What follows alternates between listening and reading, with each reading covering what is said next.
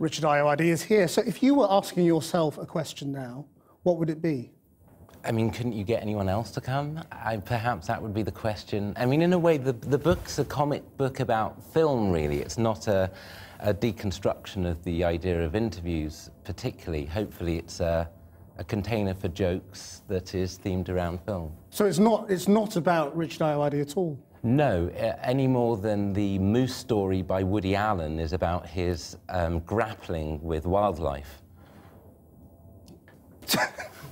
So, what would you then ask yourself? You know the 2,000-year-old man that Mel Brooks played wasn't actually 2,000 years old. Really? He was still Mel Brooks. Oh, okay. It's not possible to be 2,000-year-olds. He was kind of joking. But it's like, you see, I mean, you know what happens now, in that normally, in an interview like this, I ask you a few questions about your book. Yes. Because that's what you're trying to sell. Yeah. I'm not allowed to promote your book because of broadcasting rules. Of course. So I then ask you something serious. Yes. Now, the serious thing I'd like to ask Which I will parry.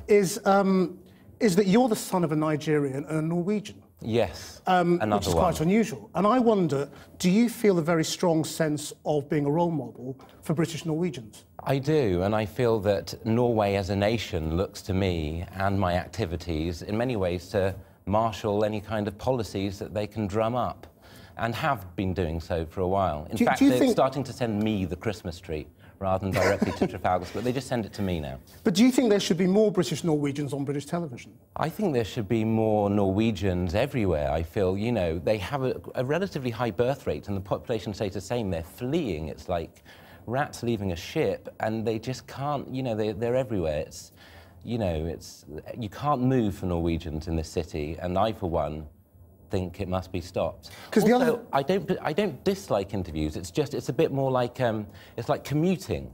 I accept it as a part of this, but no one, you know, loves it with all, you know. But it's fine. I get that. But give me something in return. I mean, because the other part of you is, well, look. That was not a good chat-up line. What do you want? That explains a lot. But you know, I've given you my heart. You are a rarity. I'm 10 a penny. In the entertainment industry right now. I'm not in the entertainment industry. I don't entertain people, and no industry can be built on my nasal voice. But you are, and you are young, Cambridge educated, 72. Black, British. Sure. And that's quite a rare subset. Yes, it's a hell of a medical form. But you're not going there, you know, while there's this massive campaign. Where should I be going? Well, no, what I mean is, you know Lenny Henry and David Harewood and all those people who I know who other they are. Black people in the entertainment industry. There are others, yeah.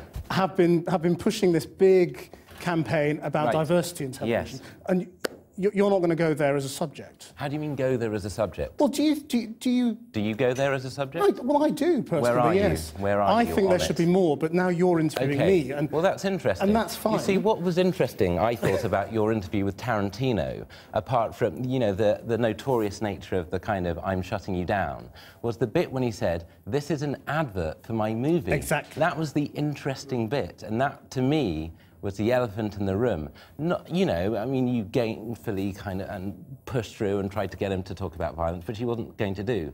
But he was outraged that he could not advertise his film. And that, I thought, was very interesting, and is interesting about the essential lie of the interview situation. And you're sort of doing the same thing tonight, but... In a way, yeah. But Richard, thank you very much indeed for coming. Don't thank me. I've done nothing for you. John.